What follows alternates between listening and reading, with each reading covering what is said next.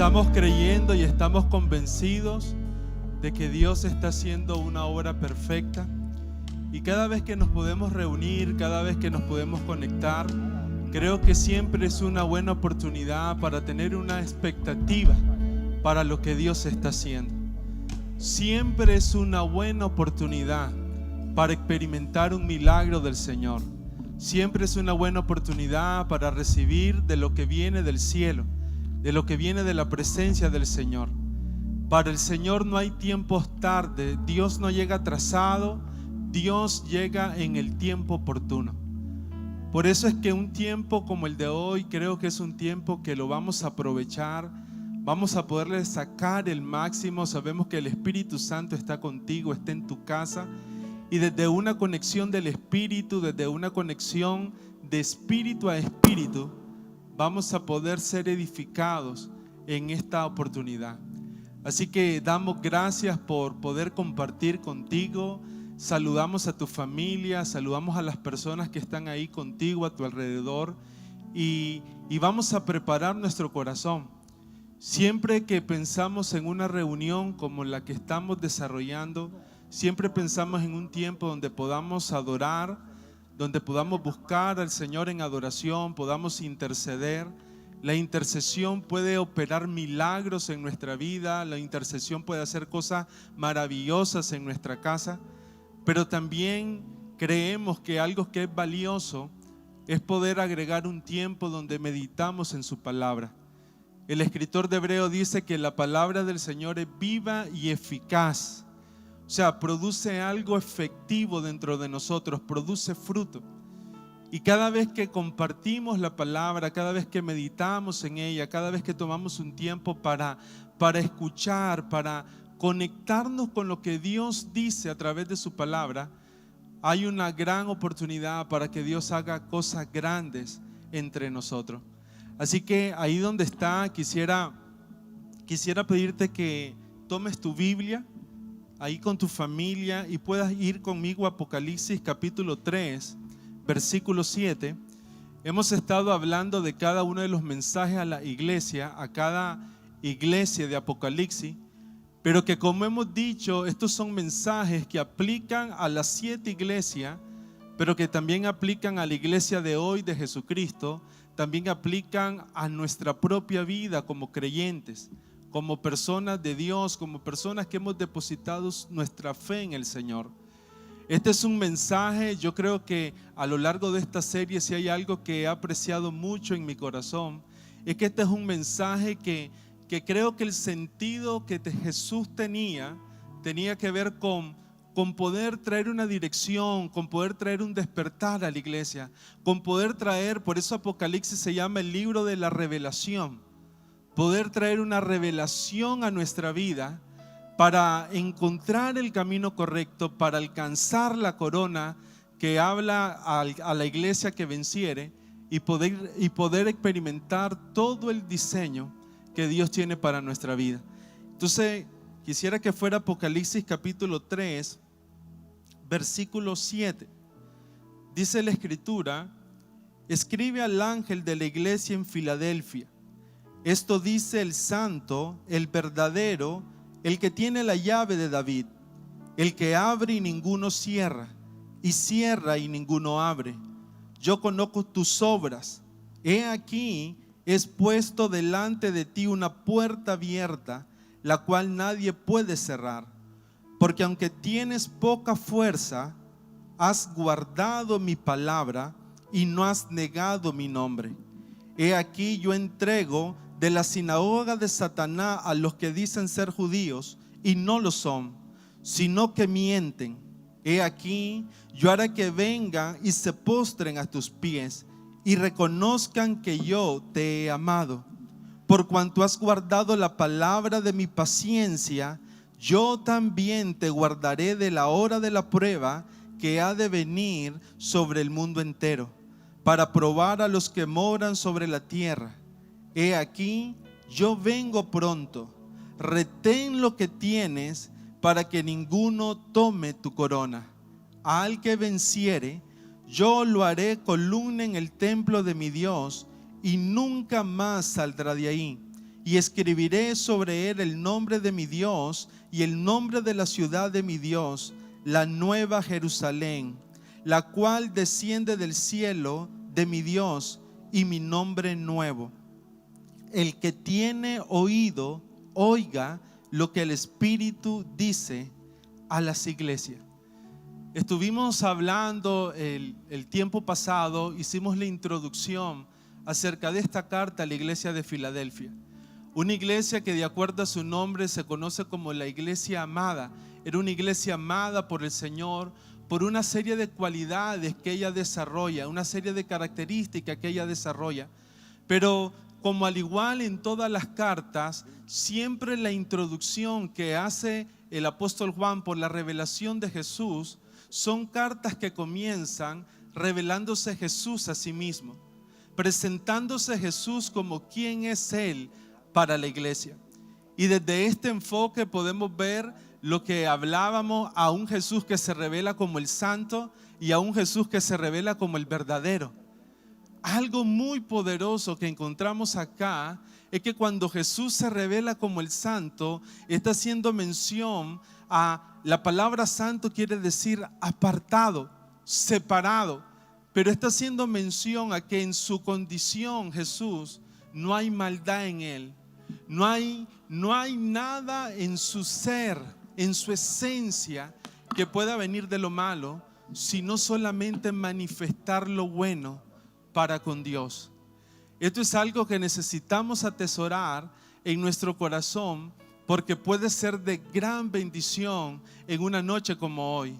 Jesús como santo también planteábamos que tiene que ver con el hecho de que Jesús se identifica con nuestra condición, se identifica con nuestra realidad, porque siendo igual a Dios se despojó de esa condición para vivir como hombre en su tiempo en la tierra.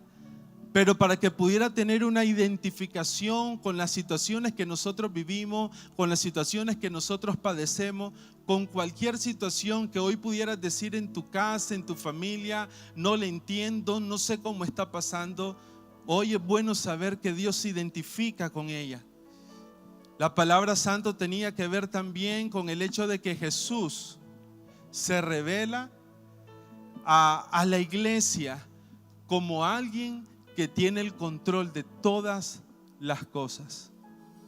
Y es interesante también ver cómo, a pesar de que todas las cartas tienen la misma estructura, pudiéramos decir así, cómo tiene un destinatario, cómo cada carta tiene una exhortación, cómo cada carta, a pesar de todo eso, vemos que ninguna carta en su contenido es igual. Eso significa que tenemos un Dios personal, y cuando digo un Dios personal me refiero a que Dios conoce la condición de cada uno de nosotros, y en base a esa condición es su trato de Él para con nosotros. Por eso cuando Él se revela en primer lugar como el santo, como decía el pastor, apartado de todo el mal, como dice el libro de Santiago, Dios no tiene relación con el mal, sino que también se revela como el verdadero, se revela como la verdad que es infalible, como alguien que es digno de confianza. Y en un tiempo como este, eso es algo extremadamente valioso para nosotros. Si usted me pregunta por qué, porque hay tanto falso que nos cuesta discernir cuando algo es verdadero, pero Jesús se presenta como algo fidedigno, como algo digno de toda confianza. Y no solamente Él, sino que su verdad también es digna de toda confianza. Eso significa que no importa la circunstancia que nosotros podamos estar pasando, nosotros podemos confiar que la verdad de Él supera nuestras circunstancias, que la verdad de Él es superior al problema o a lo que yo pudiera estar pasando. Es posible que hoy su realidad pudiera ser que usted está pensando, por así decir, por ponerle un ejemplo, para que podamos ver que la verdad de Él es superior a nuestra realidad. Es posible que su realidad hoy sea pensar, no sé qué voy a hacer mañana, no sé qué voy a comer, no tengo para pagar, no tengo, mi negocio está quebrado. Esa es tu realidad. Pero su verdad dice, Mi Dios pues suplirá todo lo que os falte conforme a sus riquezas en gloria. Su verdad dice, el Señor es mi pastor, nada me faltará. Su verdad dice, los leoncillos necesitan y tienen necesidad, pero los que confían, los que esperan en Jehová, nada les faltará. Esa es una verdad que es superior a nuestra realidad. Tal vez tu realidad hoy estás enfermo, pero su verdad, que es superior a nuestra realidad, te dice que por sus llagas ya fuimos sanados. Tal vez hoy tu realidad es que estás en una cárcel de angustia, de desesperación, de estrés, de temor. Esa es tu realidad. Pero su verdad dice que por su palabra, el que creyera en su palabra será verdaderamente, que a través de la verdad serás verdaderamente libre en el nombre de Jesús. Otra de las maneras en que Él se presenta es el que tiene las llaves de David. Y si miramos que primero se presenta como el santo y después se presenta como el verdadero, también tenemos que se presenta como el que tiene las llaves de David. Y el que tiene llaves tiene un poder, tiene una autoridad. Y yo me hacía la pregunta, cuando en una ciudad le presentan a alguien las llaves de la ciudad, eso se da porque él hizo algo por esa ciudad. Es como una conmemoración por algo que él aportó a la ciudad. Pero nosotros vemos que Jesús hizo algo grande por usted y por mí. Él dio su vida por usted y por mí. Y eso lo lleva a que Él tenga toda autoridad. Amén. Entonces nosotros necesitamos entender que Jesús es nuestro modelo. Amén. Y si Él es santo, Él es verdadero y tiene autoridad, dice la palabra de Dios que nosotros tenemos que buscar la estatura del varón perfecto. Y algo, Edwin, que a mí me impactaba mucho con esta introducción que nos está haciendo Jesús, es que de alguna forma la iglesia estaba viviendo un contexto donde habían muchas cosas que estaban oponiéndose. Y había un ataque hacia la santidad que profesaba la iglesia, había un ataque hacia lo verdadero de la fe que también la iglesia estaba profesando. Entonces, de alguna manera yo lo que podía ver es que ellos estaban viviendo tal vez el momento más oscuro en una noche. Pero cuando viene Jesús y se presenta, cuando Él dice el santo, el verdadero, el que tiene las llaves de David, yo lo que veo de alguna manera es el sol de justicia haciéndose presente en ese momento. Y de alguna forma ellos habían estado permaneciendo fieles en ese lugar, clamando por lo que habían creído, por lo que habían recibido. Y cuando Jesús se aparece, ya no tienen que hablar ellos, porque con eso que Él está diciendo, todos los que estaban ahí de alguna manera tienen que reconocer que realmente Él es el santo, el verdadero y aquel que tiene toda la autoridad para abrirnos las puertas que Él tiene preparadas para nuestra vida. Amén, así es. Jesús oró por sus discípulos y le oró al Padre y le dijo: Padre, no te pido que los quites de este mundo, sino que los guardes del mal. Y les dijo: santifícalos por medio de tu verdad, porque tu palabra es verdad. Él se revela a la iglesia como el santo, como el verdadero.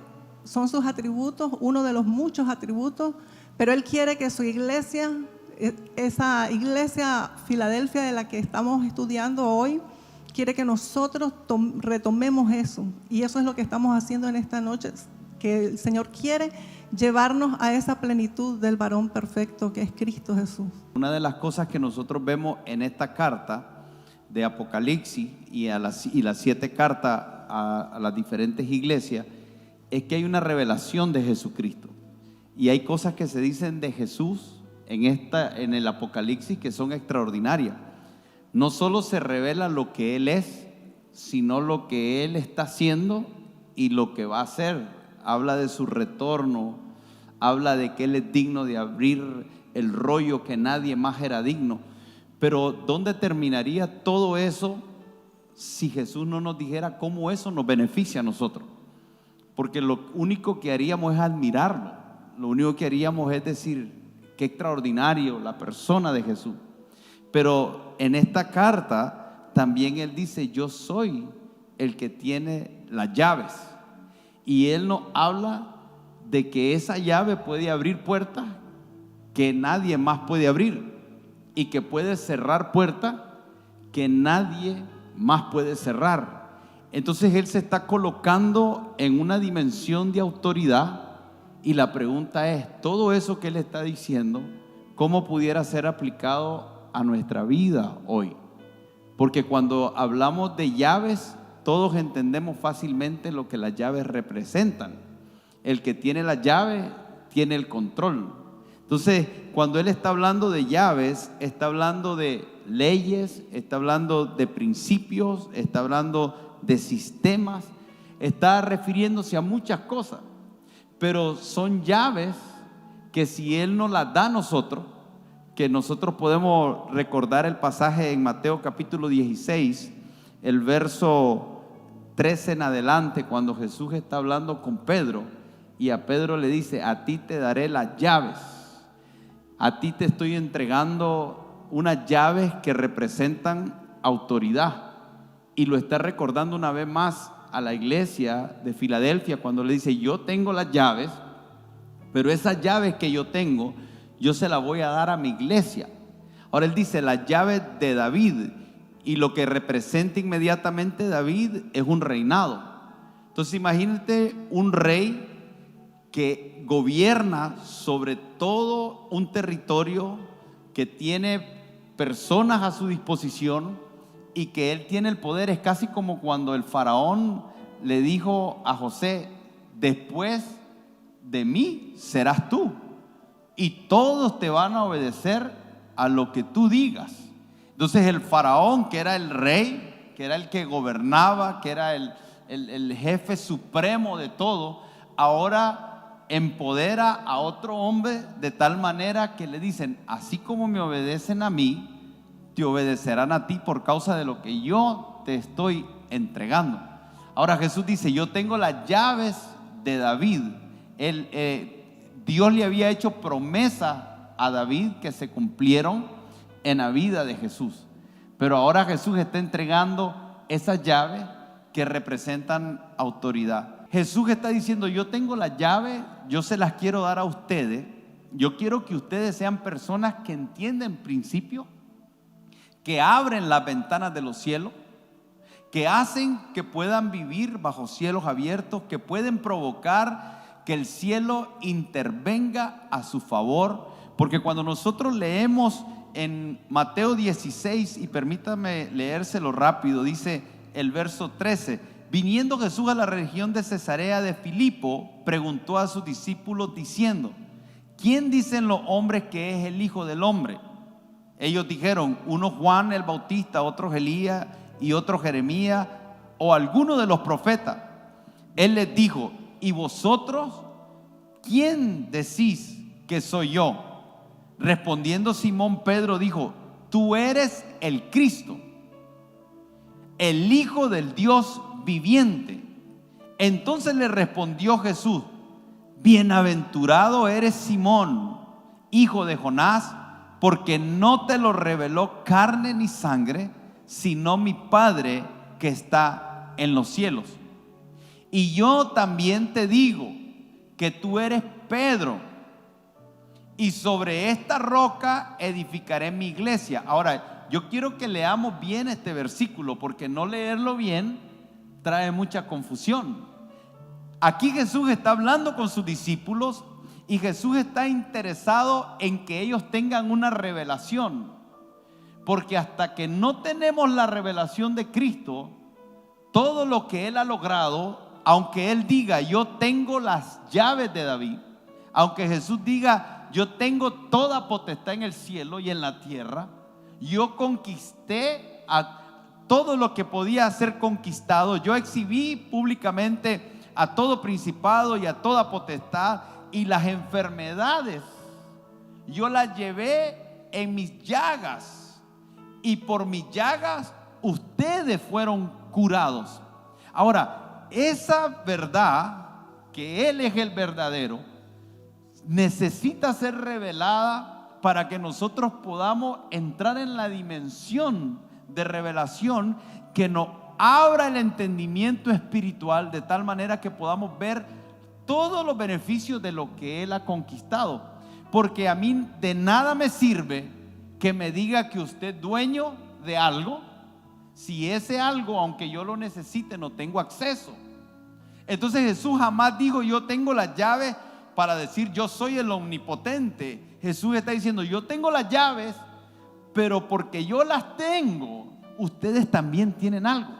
Por eso es que Jesús les dijo: toda potestad me es dada, por lo tanto ustedes vayan. En otras palabras, si entienden lo que yo tengo, cuando yo los envío, ustedes van a entender bajo qué autoridad ustedes se van también a mover. Entonces Jesús está interesado, pero aquí cuando Él le dice a Pedro: tú eres Pedro, dice: a ti te digo, Pedro, que tú eres Pedro, y sobre esta roca edificaré mi iglesia.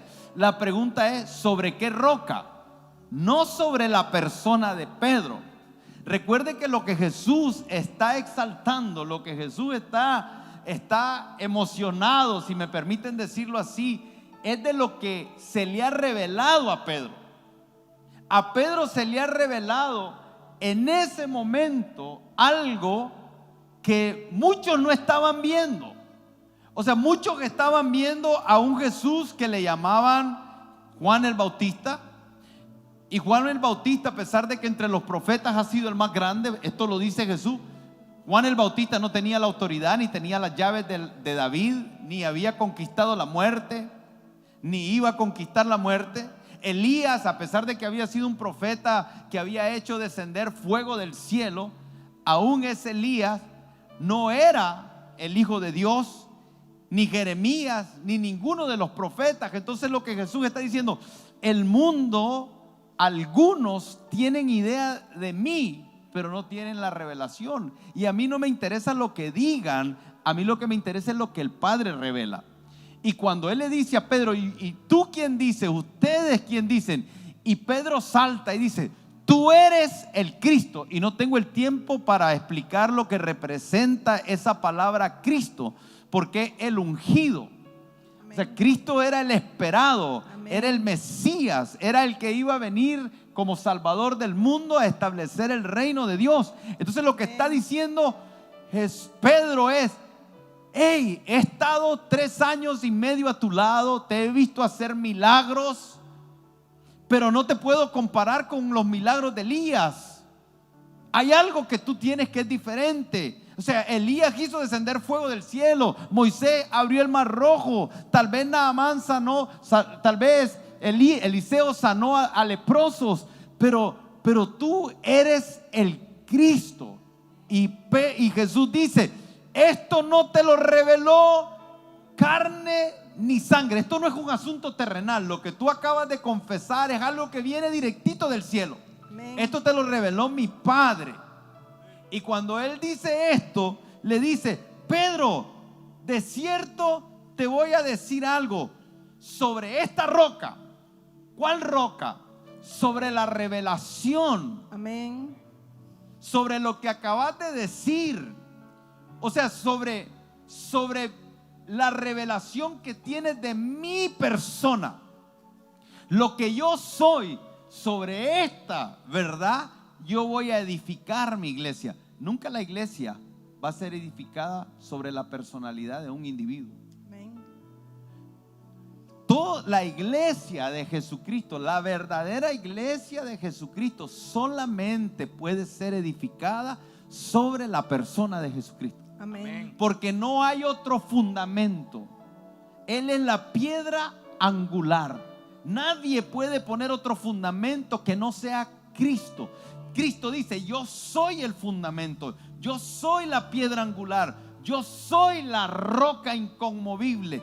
Y sobre la revelación que ustedes tienen de mí, sobre eso va a ser edificado mi iglesia. Amén. Cuando Pedro y los discípulos desafiaron al imperio romano, cuando los discípulos estuvieron dispuestos a morir, a ser sacrificados, estuvieron dispuestos a entregar su vida, no lo hicieron por otra cosa que no fuese lo que ellos habían recibido como una revelación de quién era Jesús. Esa revelación de Cristo los llevó a desafiar un imperio, los llevó a desafiar la muerte, los llevó a desafiar y a menospreciar el oprobio de la gente, porque ellos habían visto algo. Entonces cuando le dice Jesús, sobre esta roca de que yo soy el Cristo voy a edificar mi iglesia, entonces Jesús suelta la bendición. Amén. Porque les dice, las puertas del Hades No prevalece. las puertas. En otras palabras, cuando hablamos de puerta, toda puerta, ¿qué es lo que tiene? Toda puerta tiene una llave, tiene una cerradura. Entonces cuando está diciendo Jesús, las puertas del Hades no van a prevalecer contra mi iglesia, Él está diciendo, el diablo funciona tratando de detener a la iglesia a través de levantar puertas. En otras palabras, de una forma práctica, lo que está diciendo es, imagínate a ti queriendo hacer la obra del ministerio, imagínate a ti queriendo que tu familia sea una familia en la cual el Señor sea el centro, imagínate a ti queriendo hacer negocios para glorificar a Dios, imagínate a ti queriendo trabajar en el lugar donde tú te desempeñas y dar un testimonio para la gloria de Dios. Imagínate que tú decidas, todo lo que yo voy a hacer, lo quiero hacer para la gloria de Dios. Y recordemos que la iglesia no es un templo, la iglesia eres tú y soy yo. Cuando Jesús estaba diciendo las puertas del Hades no van a prevalecer contra la iglesia o contra ella, lo que estaba diciendo, no van a prevalecer contra ti. En otras palabras, tú vas a transitar por la vida y van a haber momentos en que te vas a encontrar con una puerta. Y yo no sé si usted se identifica con esto. ¿Cuántas veces usted en su caminar creyéndole a Dios ha sentido que pareciera que entre más me consagro a Dios hay algo que se quiere levantar? Pero no debería de ser de sorpresa para nosotros. O sea, eso debería de ser algo identificable. No deberíamos de asombrarnos, de asustarnos cuando la oposición se levante. Pero sí debemos de recordar lo que Jesús nos prometió. Entonces dice, seguidamente dice, las puertas del Hades no van a prevalecer. Entonces le dice, a ti te daré llaves. Pero no son las llaves para entrar al cielo. Esto no tiene que ver con salvación. No para que vayas allá, sino para que uses lo que está allá aquí. Por eso es que inmediatamente después dice, y cuando yo te dé las llaves, entonces todo lo que atares en la tierra será atado en el cielo, y todo lo que desatares en la tierra será desatado en el cielo. Entonces piense lo que está diciendo, porque lo que está diciendo es que tú y yo podemos hacer que el cielo se mueva desde la tierra. Amén. Pero no como un capricho para que el cielo esté pendiente de lo que yo quiero y decirle, necesito esto, y el cielo dice, ya nos están hablando. No, el cielo no está para complacer nuestros caprichos. El Señor no es como hemos escuchado a algunos decir, y es hasta se oye grosero, nuestro mandadero. No es asunto de, Señor, vení, servime. No, lo que está diciendo el Señor es, te voy a dar la habilidad de, aunque estés aquí en la tierra, aunque estés aquí en la carne, aunque estés aquí enfrentando la adversidad que no quiere verte cumplir tu propósito, el cual yo establecí desde antes de la fundación del mundo en esta tierra, yo te voy a dar algo para enfrentar eso. Y recordemos el contexto de lo que está hablando en Apocalipsis a la iglesia de Filadelfia. La iglesia de Filadelfia era una iglesia que estaba bajo persecución, sufriendo. Esta es una de las dos iglesias que el Señor no le hace ningún reproche. En otras palabras, ellos estaban bien, estaban haciendo las cosas bien, pero estaban sufriendo persecución. Estaban, dice, siendo perseguidos, y por eso aún se refiere a la sinagoga de Satanás. Entonces está hablando de que los judíos que no creían en Cristo estaban persiguiendo a aquellos que estaban creyendo en Cristo. Y por eso es que Jesús le llama sinagoga de Satanás, porque el espíritu del anticristo es todo aquel que no confiesa que Cristo es Cristo. En otras palabras, todo lo que se opone a Cristo. Entonces, cuando ellos están sufriendo, Jesús viene a decirle: yo soy el santo, yo soy el verdadero, yo soy el que tiene las llaves de David.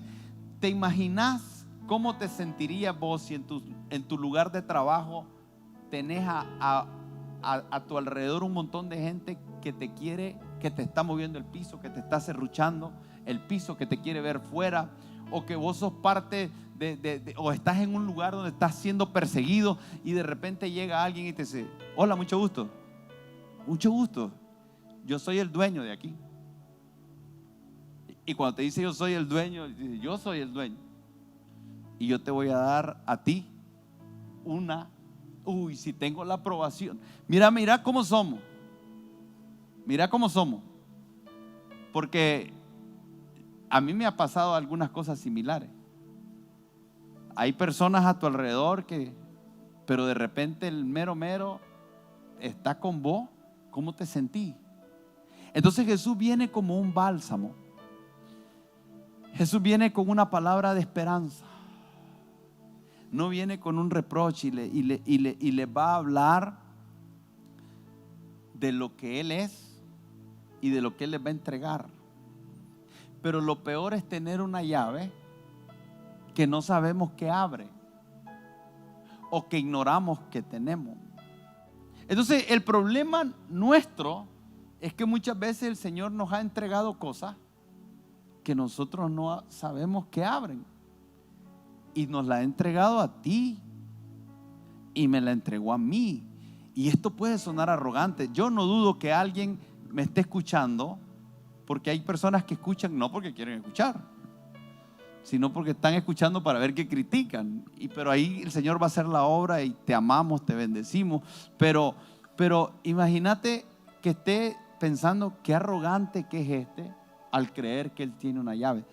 Y yo creo que el Señor nos ha dado esa llave de tal manera que una de esas llaves es a través de la oración. Amén. Entonces, cuando yo abro mi boca y entiendo que no es en mi autoridad, entiendo que estoy actuando en fe en algo que se me ha entregado, yo puedo abrir. Por eso el Señor dice Él suple cada una de nuestras necesidades. La pregunta es ¿cómo? Porque cuando el Señor dice: yo voy a suplir cada una de tus necesidades conforme a mis riquezas en gloria, es como que David, el rey, te diría: lo que tú necesites, yo te lo voy a dar de todo lo que tengo en mi tesoro y está a mi disposición. Pero en lo espiritual ahora es Jesús el que tiene las llaves de la promesa de David, y Él está diciendo: yo te doy las llaves a ti y te doy acceso, porque las llaves representan acceso. Yo no sé si ustedes quieren añadir, y no me quisiera mover de la llave. A mí hay algo que me impresiona, pastor, y es lo práctico de Jesús cuando Él está hablando de una llave. Porque cuando nosotros pensamos en una llave, es una herramienta para abrir y cerrar una puerta. Pero lo que necesitamos entender hoy en nuestro corazón es que esa función de abrir todas las puertas le fue entregada a Jesús. Y es una autoridad, pero también, como compartía el pastor, es una autoridad que hoy Él nos la pone a disposición a nosotros. Y va a haber algo clave para que eso sea establecido en nuestra vida. En la iglesia de Filadelfia, algo interesante es que ellos permanecieron y se mantuvieron fieles. Pero en 1 de Juan 5:14 nos dice: y esta es la confianza que tenemos en Él, que si pedimos alguna cosa conforme a su voluntad, Él nos oye.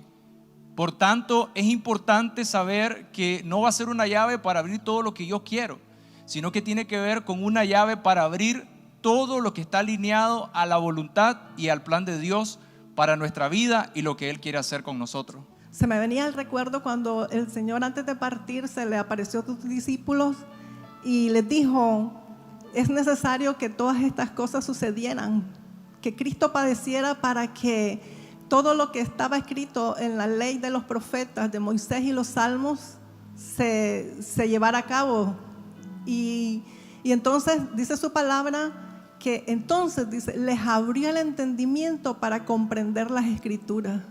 Dios quiere abrirnos el entendimiento para que nosotros podamos comprender cuáles son esas riquezas inescrutables, cuál es esa llave que nos está dando Él a su iglesia para que podamos ser buenos administradores de esas riquezas que Cristo tiene y que Él mora en nosotros. Y eso a mí me da mucho, porque el pastor Johnson hablaba de esas llaves, de ese acceso, y una palabra poderosa dice: si permanecéis en mí y mis palabras permanecen en vosotros, pedid todo lo que querráis y os será hecho. Y tiene que ver con permanecer en su palabra. Terminando el verso 7 dice: yo tengo las llaves de David, el que abre y ninguno cierra, y cierra y ninguno abre. En otras palabras, le está diciendo a la iglesia: ustedes no dependen de nadie más que de mí. Yo sé que ustedes han vivido esto, yo sé que tú has vivido esto, yo sé que tú tienes testimonios en algún momento de tu vida que te cerraron y el Señor lo abrió. Y eso nos inspira a tener una confianza que cuando Dios quiere hacer algo, Él lo va a hacer. Porque David, nadie quería que fuera rey, pero nadie lo pudo impedir. Su padre no lo tomó en cuenta, Saúl lo quiso matar, los filisteos lo quisieron matar, todo el mundo. Pero Dios había determinado: yo me he encontrado un hombre conforme a mi corazón. Y le dice a Samuel: quiero que lo unjas por rey. Yo no veo la apariencia, yo veo el corazón, y vos vas a ungir al que yo te diga. Porque Samuel llegó viendo al más grande, al más fuerte, al más guapo, al más elocuente. Y Dios dice: no, el que tenga la llave soy yo. Y aunque te cierre, yo abro. Y aunque quieran abrir y yo cierro, nadie más tiene autoridad que yo. Pero le dice algo extraordinario en el verso 8: yo conozco tus obras. He aquí, he puesto delante de ti una puerta abierta, la cual nadie puede cerrar. Porque aunque tienes poca fuerza, has guardado mi palabra y no has negado mi nombre. Pero aquí hay un énfasis. Yo pongo una puerta abierta. Hay una puerta abierta para ti que Dios la abrió. Nadie la puede cerrar. El infierno no puede prevalecer. El único que la puede cerrar es uno mismo. Soy yo el único que puede cerrar. Si Dios abrió y nadie cierra, y si Dios cierra y nadie abre, pero Él abrió una puerta para mí, aunque esté abierta, si yo no decido entrar por ella, por muy abierta que esté, pero le dice: tienes una característica, que eres alguien que tiene poca fuerza. Y ahí es donde uno comienza a meditar a qué se refería poca fuerza. Porque poca fuerza tiene que ver con una condición de debilidad, pero tiene que ver más que todo, si nos vamos a revisar el contexto, tiene que ver con una condición de pocos recursos. Entonces es poderoso poder ver cómo el Señor puede reconocer nuestra condición, puede visualizar nuestra debilidad, pero también es más poderoso que nosotros podamos ver cómo nosotros estamos para enfrentar lo que está viniendo por delante. Recuerden que Filadelfia era una iglesia amada, era una iglesia fiel. Y yo me imagino que en el andar de esa iglesia, por querer hacer la obra de Dios, en más de alguna oportunidad encontró puertas cerradas. En más de una oportunidad encontró que no podía avanzar. Pero qué alivio puede haber experimentado la iglesia a sentir que se le aparece Jesús y le dice: he aquí, yo soy el que tiene las llaves de todas esas puertas que has estado buscando. Yo soy el que tiene esas llaves. Yo soy el que las abre. Yo soy el que abre esas puertas que has estado queriendo abrir y nadie más tiene autoridad para cerrar. Como decía el pastor, cuántas veces nosotros hemos estado tocando puertas, hemos estado queriendo hacer cosas para el reino de Dios, pero vemos de repente que no se nos abren las puertas, y es porque no hemos sabido usar las llaves de la autoridad que el Señor nos ha dado para desatar aquí en la tierra, y que Él ya nos dio esa autoridad para que usáramos esa llave. Pero cuando le dice tienes poca fuerza, no le está haciendo un reclamo, no lo está menoscabando, le está diciendo: tienes poca fuerza, pero qué bueno que tienes poca fuerza, porque eso te va a llevar a depender de mí. Eso te va a llevar a depender de mí, y eso va a hacer que yo te abra la puerta y que tú puedas llegar a donde siempre has soñado llegar como iglesia. Me gustó lo que estabas diciendo, Pastor Jorge, porque cuando uno piensa en tienes poca fuerza, no es un asunto de incapacidad, no es un asunto de incapacidad, ni tampoco es un asunto de no esforzarme. Lo que sí está diciendo, lo que hay que tener claro es que el Señor nos va a poner frente a retos que trascienden nuestra fuerza. Lo que el Señor está diciendo: y tú estás enfrentando algo que te trasciende a ti. Cuando nosotros enfrentamos algo que nos trasciende, entonces inmediatamente nuestra fuerza no es suficiente. Es como que estuviese un camión parqueado que no enciende y está de subida, y alguien me dice: ayúdame a empujarlo. Por más que yo llegue a querer empujar eso que está pesado, le puedo poner todo mi mejor esfuerzo y no moverlo absolutamente nada. Eso no me hace a mí débil necesariamente. Eso no me hace a mí una persona perezosa o poco esforzada. Lo que está diciendo es: hay una realidad natural, que lo que tú estás enfrentando es mayor que ti mismo. O sea, no tienes ni la fuerza, ni los recursos, ni la capacidad psíquica, ni la capacidad emocional. No tienes lo que requieres para lo que estás enfrentando. Y tú y yo nos vamos a encontrar en situaciones así. No podemos esperar que vamos a enfrentar todo en la vida, y todo lo que enfrentemos en la vida nosotros vamos a tener inmediatamente lo que requerimos. Entonces le está diciendo: tú tienes poca fuerza.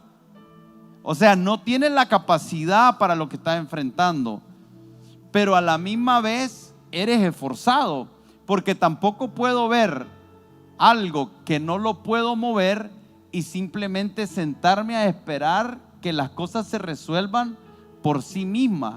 Y es ahí donde nosotros vamos siendo enseñados por el Señor a entender colaboración. O sea, el Señor nos llama a nosotros colaboradores con Él. Él participa con nosotros, trabaja con nosotros. Él, siendo todopoderoso, quiere trabajar con nosotros. Entonces Él espera que nosotros hagamos algo. Y ahí le dice: lo que estás enfrentando es grande y tienes poca fuerza, pero le dice: tú has hecho algo, has guardado mi palabra. Ahora, eso ¿qué quiere decir? Cuando dice ha guardado, he aquí, ha guardado, aunque tienes poca fuerza, ha guardado mi palabra. Cuando está aquí Jesús hablándole a la iglesia de Filadelfia, Él le está recompensando hasta el día de hoy. Amén. Hay una recompensa pública para esa iglesia. Cuando nosotros estamos hablando de esa iglesia, estamos hablando de una iglesia en la cual Jesús no tuvo reproche. Esa es la iglesia que nosotros quisiéramos ser. Tal vez no conocemos por nombre, ni tenemos foto, ni tal vez hemos escuchado la historia de todos los miembros de esa iglesia, pero esa es una iglesia conocida en el cielo. Es una iglesia que el Señor la había visto en secreto, y por eso cuando Jesús le dice a Juan, escribe a las 7 iglesias, yo soy el que camina en medio, aunque a veces soy ignorado, aunque a veces no soy visto, yo observo cómo se están comportando los que están en secreto, y yo veo la fidelidad, yo veo el esfuerzo, yo veo la lucha, que aun cuando están enfrentando cosas grandes, han guardado mi palabra. Y lo que está diciendo es, no han sido influenciados por la corriente del mundo, no han sido influenciados por la gente, sino que en medio de la presión, cuando la presión vino, te mantuviste en mi palabra. Jorge. No, en otras palabras, lo que le estaban diciendo, mantuvieron el mensaje puro, no lo adulteraron. El mensaje del evangelio lo expresaron y lo transmitieron tal como era. Y el guardar la palabra también tiene que ver con no solamente oír la palabra, sino en convertirnos en hacedores de esa palabra. Porque cuántas veces nosotros venimos a la iglesia, escuchamos buenos mensajes y una vez que salimos pasa algo que tiene que ver con lo que predicaron en la iglesia y uno dice, ¿y ahora qué hago? ¿Sabes qué tienes que hacer? Tienes que poner en práctica lo que recibiste a través de la palabra. Porque cuando hacemos eso, entonces en realidad estamos guardando la palabra, convirtiéndonos en hacedores de la palabra, pero estamos haciendo también que el evangelio sea efectivo. Porque el evangelio dejó de ser efectivo en el tiempo cuando nosotros dejamos de guardar la palabra y de poner en práctica la palabra. Dice este versículo 8, y quiero que vayamos cerrando. Dice, porque aunque tienes poca fuerza, has guardado mi palabra y no has negado mi nombre. He aquí, dice, yo entrego de la sinagoga de Satanás a los que se dicen ser judíos y no lo son, sino que mienten. He aquí, yo haré que vengan y se postren a tus pies y reconozcan que yo te he amado. Por cuanto has guardado la palabra de mi paciencia, yo también te guardaré de la hora de la prueba que ha de venir sobre el mundo entero para probar a los que moran sobre la tierra. Quisiera saltarme y terminar hablando de esta parte cuando dice, por cuanto has guardado mi palabra, la palabra de mi paciencia. Eso es interesante porque el Señor quiere que nosotros perseveremos. El Señor quiere que nosotros desarrollemos los frutos del Espíritu Santo, y uno de los frutos del Espíritu Santo es paciencia. Esa palabra paciencia tiene su significado es alguien que a pesar de la adversidad no cambia, se mantiene. Entonces, para nosotros es complicado desarrollar paciencia. ¿Por qué? Porque paciencia no es estar en la sala de espera de la oficina de un doctor esperando que te llegue tu turno y estar así. Ese es impaciente, dice. Y el paciente es el que está con una revista relajado o dormido. Eso más que paciente es otra cosa, es lechuga o fresco o no tiene nada que hacer o no le importa. Pero nosotros le llamamos paciencia a eso, a estar en una fila y estar tranquilo. Para nosotros como cristianos, paciencia es aprender a perseverar en medio de las dificultades en la palabra del Señor. Por cuanto has guardado la palabra de mi paciencia. Ahora es el Señor teniéndonos a nosotros paciencia. Y yo le doy gracias a Dios por eso, porque si el Señor nos pagara lo que verdaderamente merecemos, quién sabe cómo estaríamos. Pero aquí está la promesa. La promesa es, si tú tienes poca fuerza, pero eres valiente en guardar la palabra del Señor, Él dice aquí en el verso 10, por cuanto has guardado la palabra de mi paciencia, yo también te guardaré de la hora de la prueba que ha de venir sobre el mundo entero. Momentos en los que el mundo entero está enfrentando situaciones difíciles, cristianos y no cristianos. Pero el Señor dice, yo te guardaré. Y hay dos formas de ver cómo el Señor nos guarda. Una forma es meramente espiritual. El Señor nos guarda espiritualmente para que en medio de las situaciones nosotros espiritualmente nos mantengamos en una posición entendiendo que en Cristo Jesús somos más que victoriosos.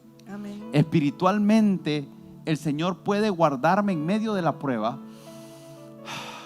no retirarme, porque hay una parte espiritual y hay una parte física. La parte física, la parte espiritual es cómo tú te sientes en medio de la prueba. Entonces te voy a guardar espiritualmente. Miren, el Señor te da la habilidad para que tú tengas una paz que sobrepasa todo entendimiento. Amén.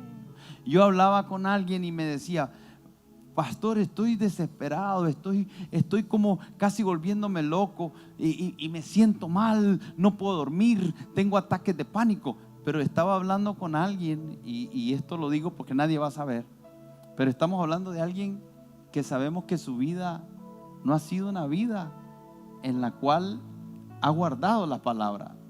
Entonces en este momento él está desesperado, pero no tiene nada dentro que lo ancle. No tiene nada dentro que lo sostenga. Y entonces está desesperado y busca afuera porque no tiene adentro. Pero cuando nosotros hemos guardado la palabra del Señor en el secreto de nuestro corazón, cuando hemos vivido ese secreto con Dios, ese quererlo agradar a Él, el negarnos a este cuerpo y a los deseos de esta carne, que Pablo dice, yo tengo dos leyes en mí, la ley de mi carne y la ley del espíritu, que batallan entre ellas, dice. Y a veces no hago lo que quiero, sino lo que no quiero, termino haciendo lo que no quiero. Entonces Pablo está reconociendo que hay una batalla interna en él que está tomando lugar, pero que el Señor le dijo, bástate mi gracia, porque yo me perfecciono en tu debilidad. Pero él está peleando la buena batalla de la fe.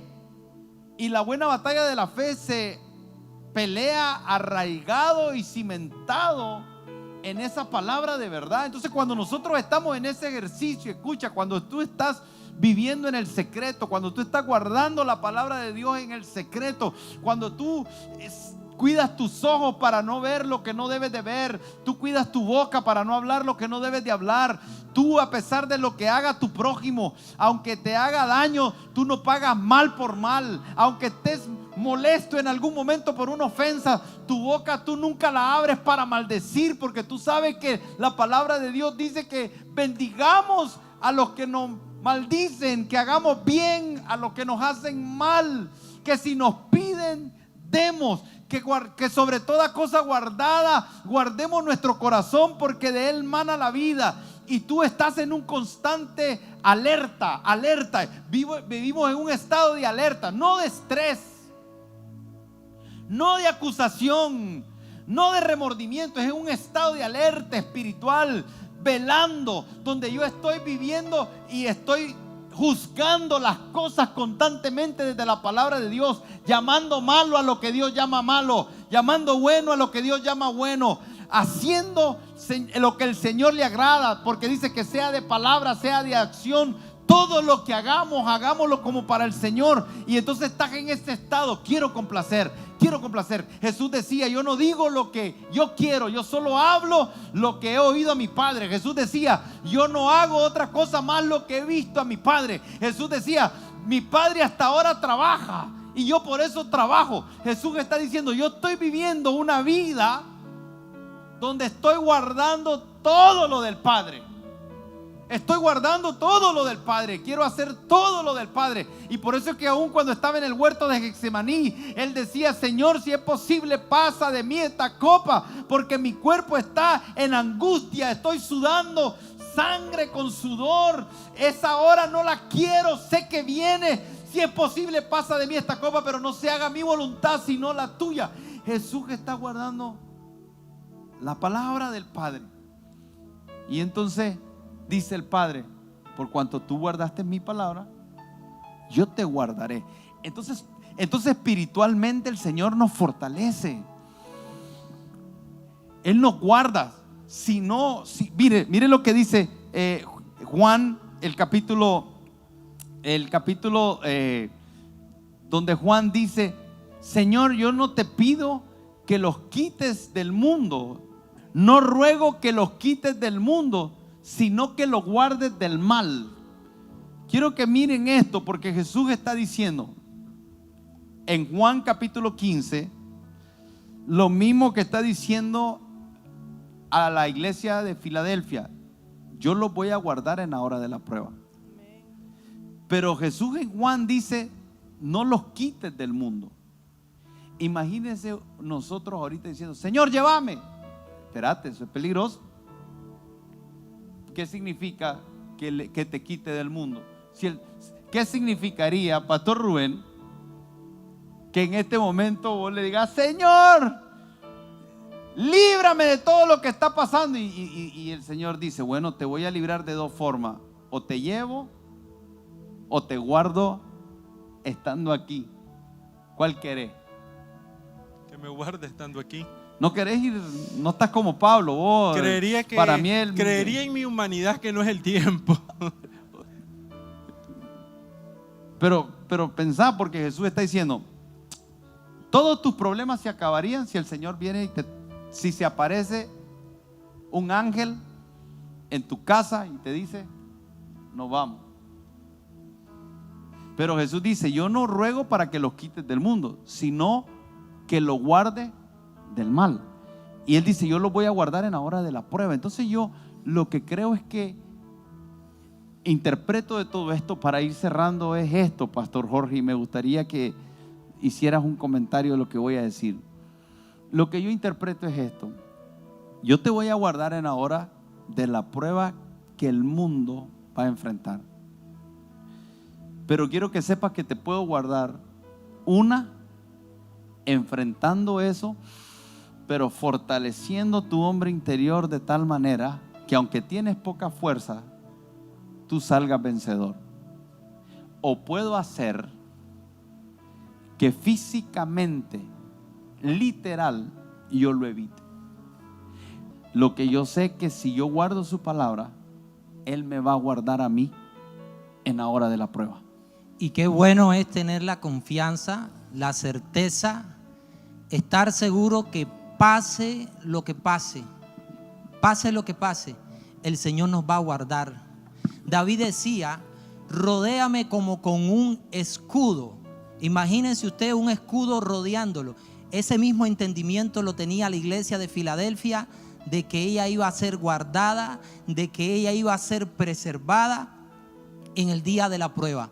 Y esa certeza, esa seguridad, sería bueno que hoy usted la pueda establecer en su corazón como una verdad, como algo real, de que independientemente pase lo que pase, el Señor te va a guardar en medio de la prueba. Por eso es que Él comienza diciendo: yo soy el que abre y nadie cierra. O sea, que contrario a todo pronóstico, a toda estadística, el que tiene la última palabra es el Señor.